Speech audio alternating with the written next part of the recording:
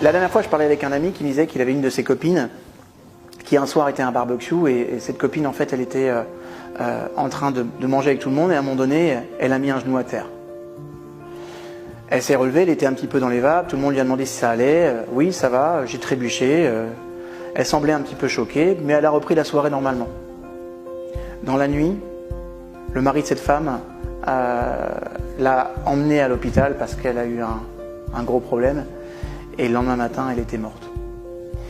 Ok, un AVC. Alors voilà ce qui se passe. Un AVC, dès que vous avez quelque chose qui semble anormal, alors vous voyez, ça peut sembler normal qu'une personne trébuche et dise bah, j'ai glissé sur une racine ou quelque chose, mais ce qui est intéressant, c'est qu'est-ce qui se passe après? Je récupère mon équilibre, je tombe au pire, je récupère mon équilibre et tout va bien. Mais si après on sent que la personne est un petit peu dans les vapes, qu'elle est un peu sonnée ou choquée, immédiatement vous devez vous poser des questions. En tout cas, dès qu'il y a une anomalie dans le mode de fonctionnement, vous devez vous poser des questions. L'un de mes meilleurs amis, il est pharmacien, marocain d'origine, et un jour, en fait, il m'a dit, David, j'étais en train de prescrire des ordonnances, de remplir des ordonnances, des papiers, et je me suis rendu compte que je ne pouvais plus écrire en français. Je ne pouvais écrire qu'en arabe.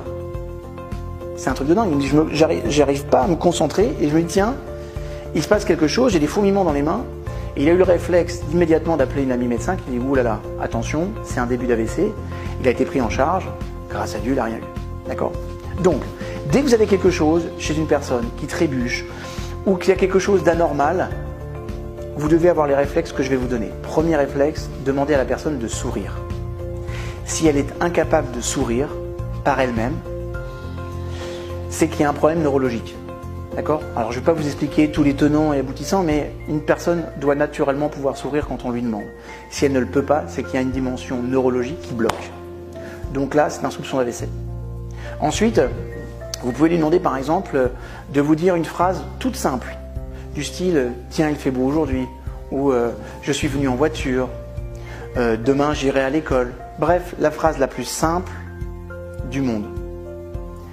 Si elle a du mal à formuler, soupçon d'AVC. Et à la limite, vaut mieux prévenir que guérir. Voilà. On ne vous en voudra jamais si vous avez un soupçon, posez un diagnostic et que vous appelez et que c'est pas ça. Vaut mieux que ce soit pas ça que si c'est ça, ce soit bien pris en charge à temps. Vous êtes d'accord avec moi? Ok. Donc première chose, le sourire. Deuxième chose, je lui demande une phrase simple. Troisième point, qui peut être un point important aussi, on va lui demander de lever les deux bras en même temps. Si elle n'arrive pas à lever l'un des bras, c'est qu'il y a obligatoirement une des parties du cerveau qui a été touchée.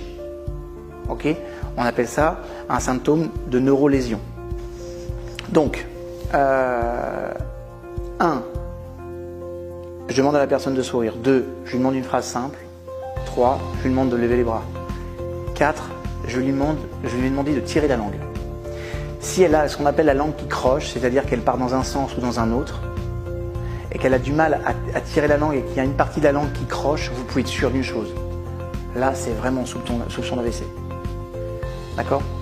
Et quels que soient ces petits symptômes que je vais vous dire là, que je vous ai donnés là, s'il y en a un seul,